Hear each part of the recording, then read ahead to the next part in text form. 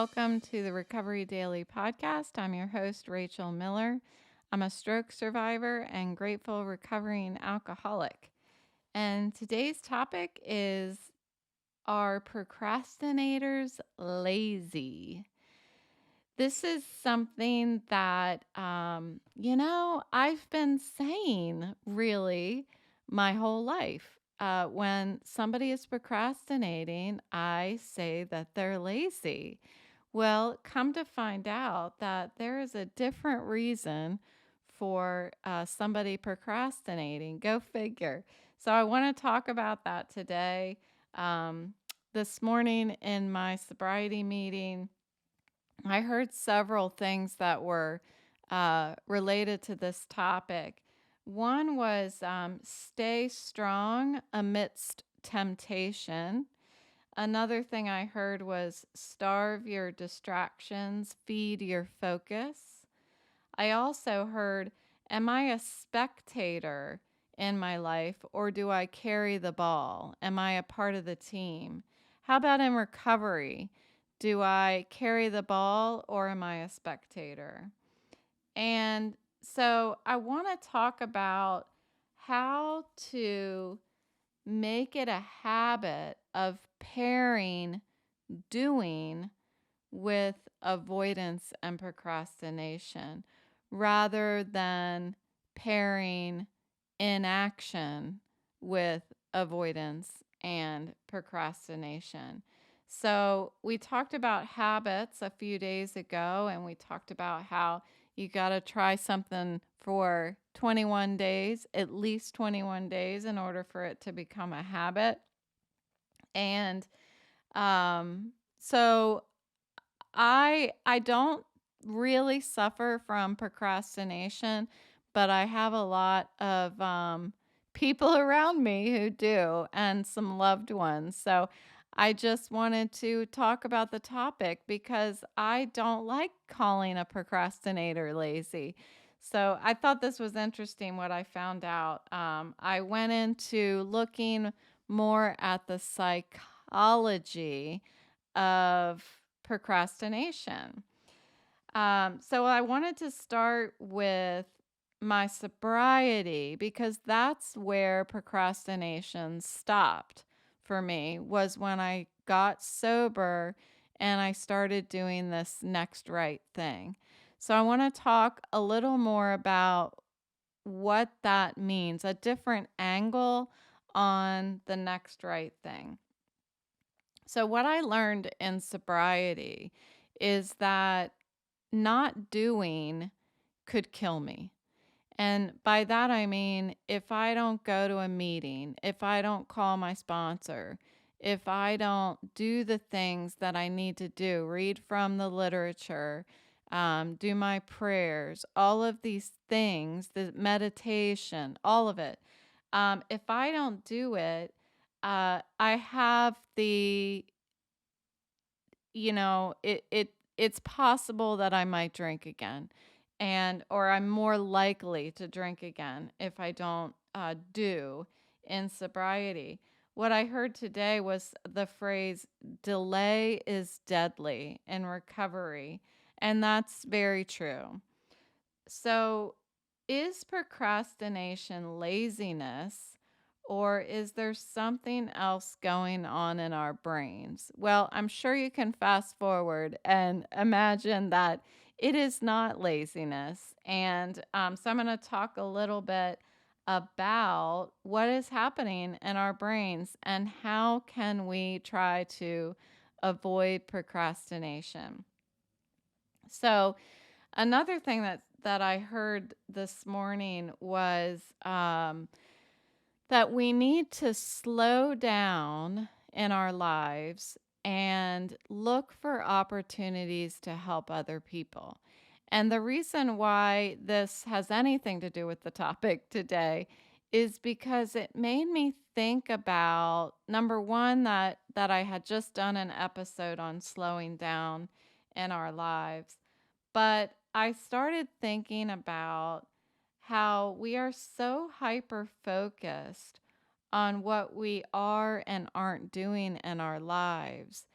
And when we get to things like talking about procrastination, is procrastination selfish? I don't know. I just, that's what I do. I'm trying to look at these things from all different angles and figure out um, what is the answer. Because I don't want to say that anyone is lazy. There's got to be another way. Um, so today I learned a little bit about the psychology of procrastination. So, firstly, procrastination for me leaves a brick in my gut. If, you know, again, I don't do it very often, but when I do, there's just this butterflies in my chest. They say butterflies in my stomach. My butterflies are in my chest. But it feels bad. It feels stressful. So why do we do things like procrastinate when when it gives us a bad physical sensation? Apparently, we procrastinate not because we're lazy, surprise, surprise, but because we're protecting ourselves. We're avoiding a task that our brains see as threatening. And that negative feeling, for me, the brick in my gut, is actually a result of my brain releasing hormones, including adrenaline, that kick off a fear response. The feeling of fear, which later can evolve into panic, overrides my ability to fast forward the tape and see the long-term repercussions of procrastinating. So there's two parts of my brain that are battling. There's the part of my brain that sees the task as a threat, which I think about my boyfriend while I'm going over this topic and I'm listening to all these different YouTube videos about it. I'm thinking of him saying, this is bullshit. It's laziness. But just hear me out. Just hear me out because I really believe in this. I really believe that it's more than somebody just being lazy. So there's this part of your brain that is in charge of identifying threats. And if it identifies a threat, it releases hormones. And those hormones then create feelings of fear. And then you've got the other part of your brain that is the part that reasons and the part that manages your emotions and everything. And that part of your brain is is overridden by this burst of hormones, and so it's unable to reason out the repercussions of procrastination. So there's this fight, flight, or freeze response, and procrastination is the freeze. And and when the task ahead of me evokes like a feeling of insecurity, like I'm not good enough to do it, that fear response will increase over time. The longer that I wait, the more fear grows. So, an example of this is something I encountered this week. Actually, I was working on a quilt that you well know of. I finished the quilt. Yay. I'm so excited. I was smiling ear to ear, and it looks amazing. But it took me several days to get up the courage, I guess, to work on the binding, the part that goes around the outside. And why? Because I was afraid. I was afraid that I was going to screw it up. I had worked really hard on this quilt and I was intimidated by it. I felt insecure. So I put it off. And, I ordered some water erasable pens to help. And I, everything I could do to just keep procrastinating. So what I ended up doing was I thought, okay, I'm just going to do one part of the task. Because I'm not going to sit down and put the entire binding on it in one day. I mean, most probably quilters would do that, but for me, no, not so much. I need to take my time. So I decided I'm going to do one part of this. I'm going to draw the line around the outside perimeter of the front of the quilt to make sure that it's all straight, and that's where I'm going to end up sewing the binding on. So that's all I was doing. I was drawing a line. That was it. And I did it. And once I was able to achieve that small task, I actually felt rewarded. So when I broke down the tasks smaller, I had smaller rewards that went with it. So people who, this is not surprising either, people who procrastinate, you will notice, appear more stressed out in general because that they're having those hormones being released and that adrenaline. And the longer that they avoid, the more that those feelings of fear and panic increase. And they live with that. People who have a harder time regulating emotions are insecure are more likely to procrastinate as well. So just like I was mentioning with the quilt, I was feeling insecure about my ability to sew the binding on the quilt. This is the first quilt I've ever made in my life. So I felt insecure about it, so I procrastinated. And I mentioned that I don't procrastinate very often. So this whole thing makes so much sense to me that the reason why I procrastinated on this one thing was because I was intimidated by it. I felt insecure about my capabilities of doing it. So what I did was I broke it down into smaller tasks, and I did one thing that I knew I was capable of doing. I knew I was capable of drawing a line around the perimeter of the quilt. You see? So, and I got rewarded from it. So, procrastination is not laziness. It's more so that somebody who procrastinates is more emotionally invested in whatever the task is in front of them. For example, the quilt. This quilt means the world to me. Not the world. I mean, come on, it's a quilt. But it means a lot to me. I've worked really hard on it, and I'm sending it to somebody that I care about who's sick. And I want it to be the very best that I can possibly make it. So I am really emotionally invested in it, and therefore I procrastinated. I think it's fascinating. I really do. So, procrastinators often suffer from higher stress levels, anxiety, depression, and shame. Go figure. Procrastination is just an unhealthy coping technique. I talked about different coping techniques. There's some episode about coping.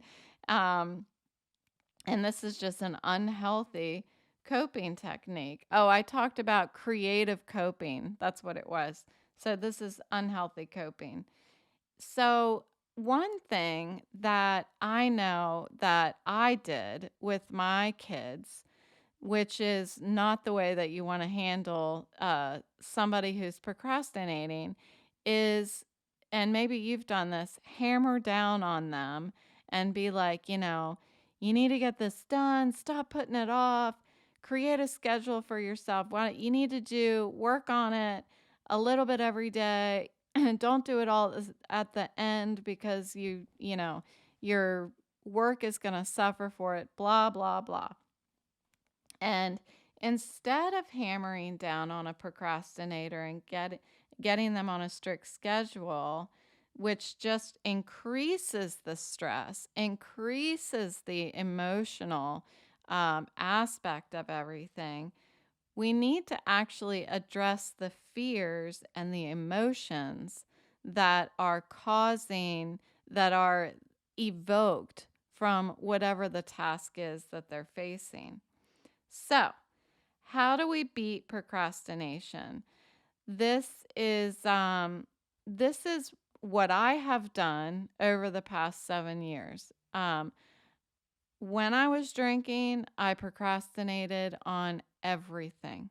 Nothing got done unless I was too late doing it or I was right down to the wire. And it wasn't just when I was actively drinking, but this was all through high school, college. Well, in college I was severely drinking, but um anyway, when I got sober, these are some of the techniques that I used in order to begin to create a habit of pairing action with that fear rather than pairing inaction with that fear. So I have a few steps here. Number one, the next right thing. I talk about it all the time. I'm telling you, it is what I live by.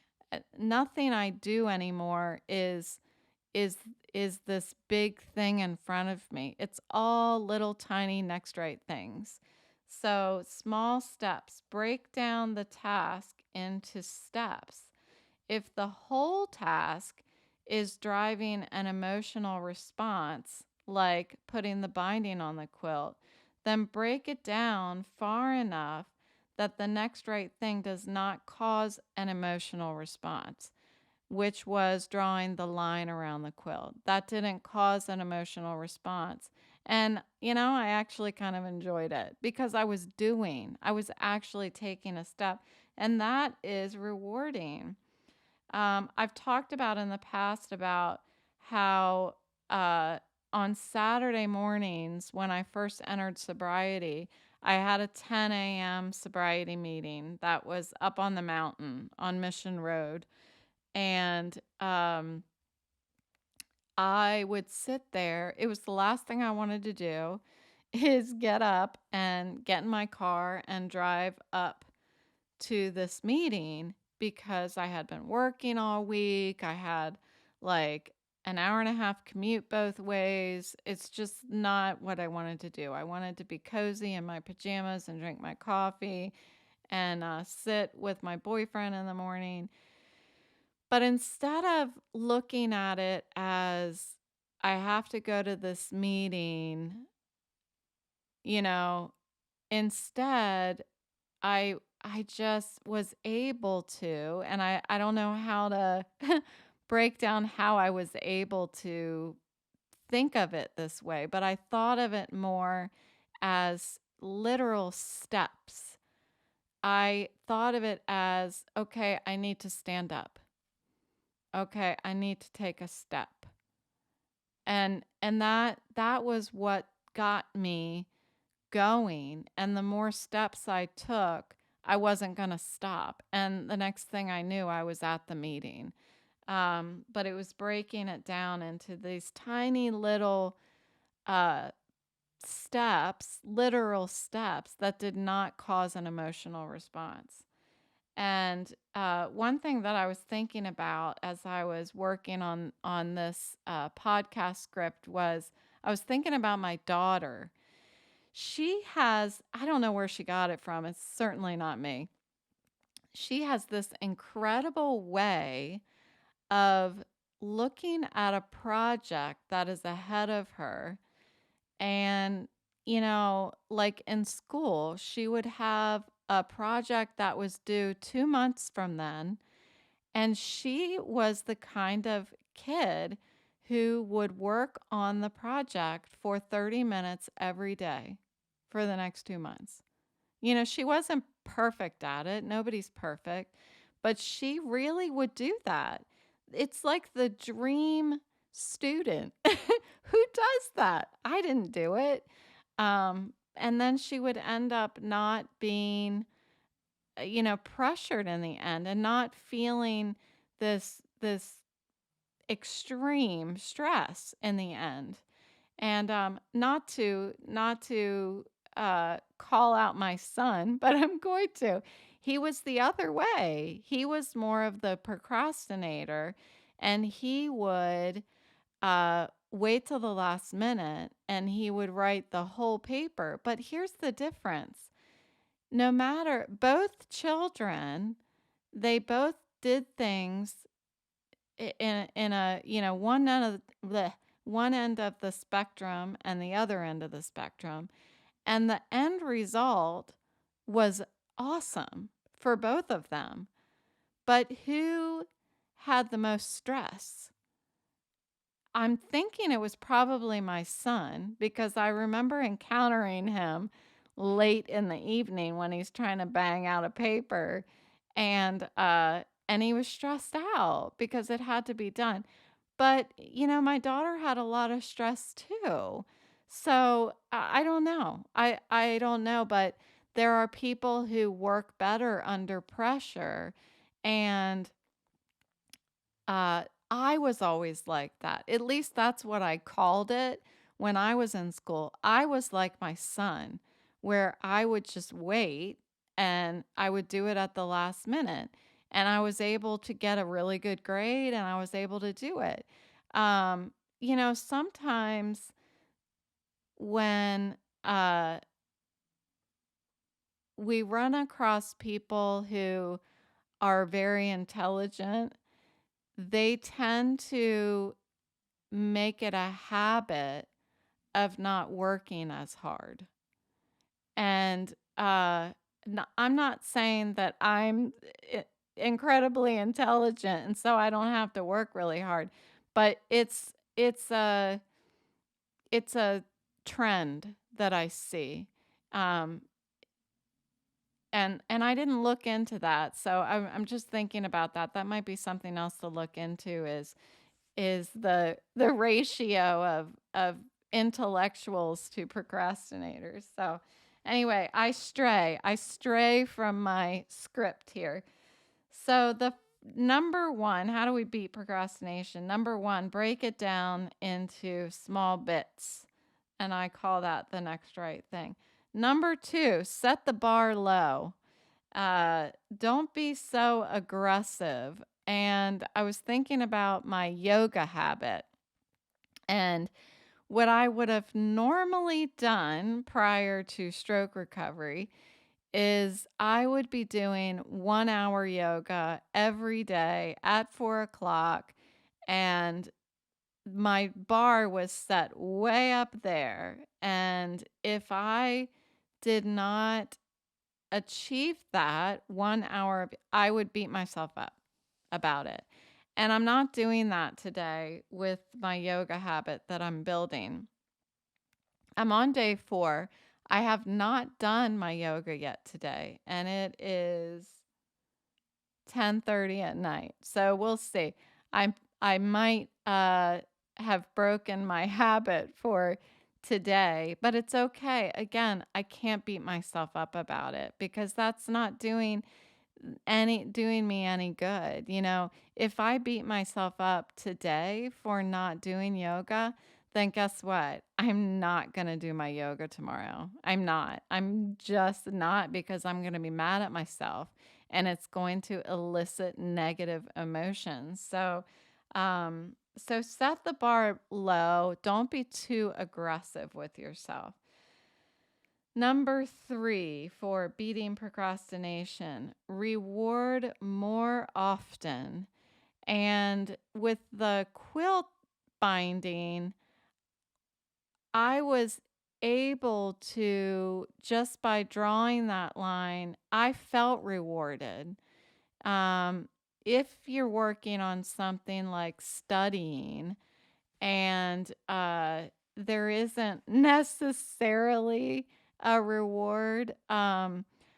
If you can really encapsulate what the thing is, the step that you're working on, encapsulate it so that there is a completion point. So if you're studying and you've got, let's say you're working on chapter 3 of American history or something like that.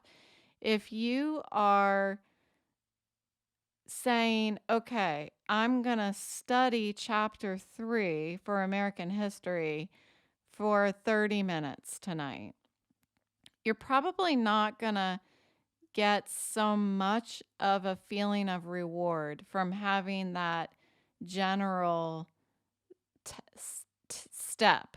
Uh, but if you were to say, I'm going to study pages 25 through 30 of chapter 3 for 30 minutes, then there is a sense of accomplishment that you can feel from working on that step that day.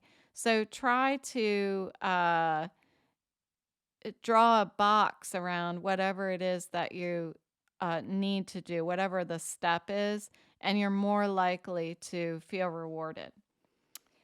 And number 4, set up an environment that is non-distracting. So that's something that we hear all the time.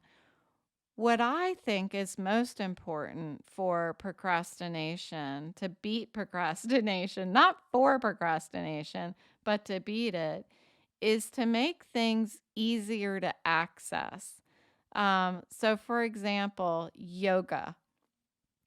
If I were to put my yoga mat in the top of my closet, guaranteed, I'm having a hard time talking today. I am less likely to get the yoga mat out and do my yoga for the day. So I make the yoga mat highly accessible. I've talked about how I do push-ups. One of the reasons why I like doing push-ups so much is that I don't have to have anything. I don't have any excuse not to do push-ups because I don't need to get anything out of the closet. I don't have to do anything. I have a pair of barbells, little barbells, like Jane Fonda barbells, sitting beside my bed, and I also use those after I do my push-ups. So I leave them out and they're right there so that they're easy to access. If I were to put those away in the top of my closet or anywhere else that's not right where I need them, I'm less likely to do it. So people say set up an environment that's non-distracting. I say set up an environment that allows for easy access of whatever it is that you need to do. And great example of procrastination. Again, I'm like, I rarely procrastinate, and now I have all these examples of how I procrastinate. um, I have been procrastinating cleaning my bathroom, and I got the cleaning supplies out. Let's see. Today is Thursday. I think I got the cleaning supplies out this past weekend, and they're just sitting in my bathroom. I'm procrastinating. Um, I what I need to do is, instead of thinking I need to clean my bathroom, because it's causing some sort of emotional reaction. I don't know what emotional reaction. It's just one of the things right now that I deal with is any physical activity like yoga um, is kind of a deterrent for me because of my head. When I have head pain, nobody wants to do physical activity when their head is hurting, you know? But that cannot be my excuse because I'm taking migraine injections, and there are times during the day that I don't have a headache and my head is feeling okay. So, what I need to do is break down my bathroom cleaning into small tasks. I can clean one part of the bathroom at a time, and I can end up cleaning the whole bathroom in a day, but I don't have to, you know, take a whole hour to do it all at once. I can do it a little bit at a time. So let's see if I clean my bathroom tomorrow with that mentality. Side note, it's like every one of my neighbors has cleaners that come all the time when I'm taking my dogs out. There's cleaning cars in everyone's driveway. I'm like, what the heck? I missed the notification that we were all uh, people who get cleaners. Everybody I know gets cleaners. Anyway, so I actually enjoy cleaning. So procrastination is a habit. Procrastination is a habit formed to temporarily relieve stress. And this goes along the lines of what we've been talking about this week about habits and acknowledging the prompt. When we're talking about habits, we talked about prompt, action, and then reward.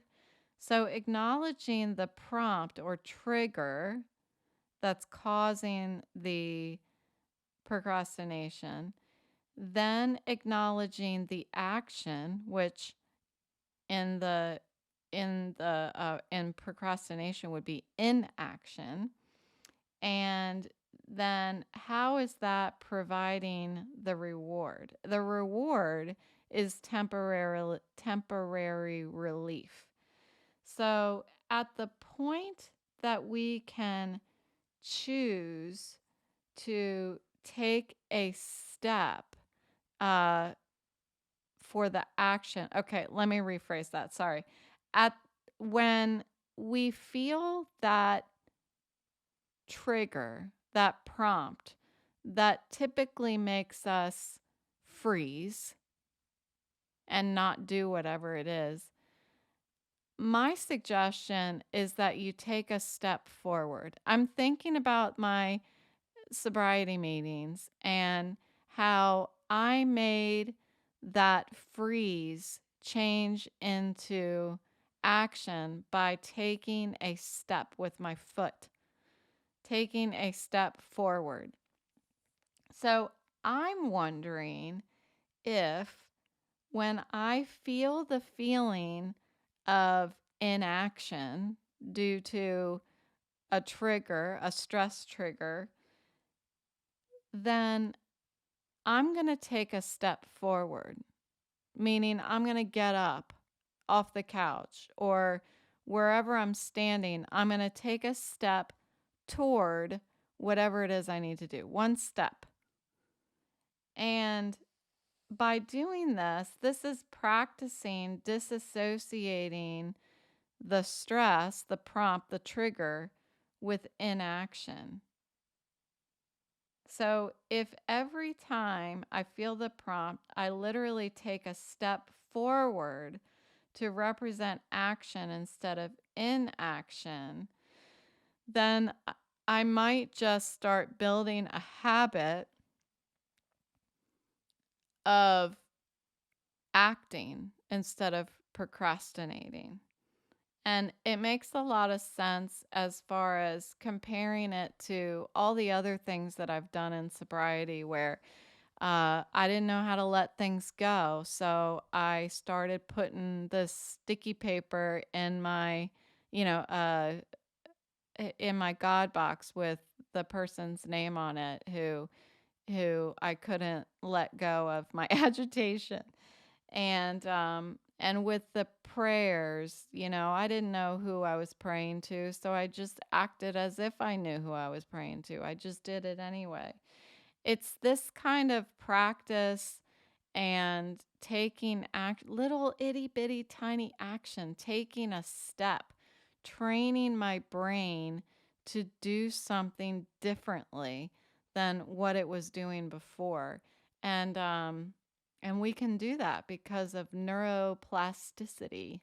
So that's what I've got on procrastination today. Thanks for listening, and I'll talk to you tomorrow.